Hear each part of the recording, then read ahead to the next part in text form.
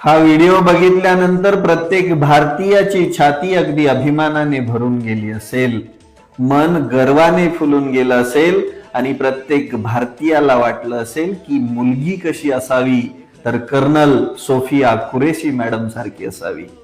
मुली नटून थटून सुंदर दिसतात, पण ज्यावेळेस त्यांच्या खांद्यावरती सितारे लागतात, अशोक स्तंभ लागतो, त्यावेळेस त्याच मुली वाघीण बनून अगदी खंबीरपणे देशाचं रक्षण करतात।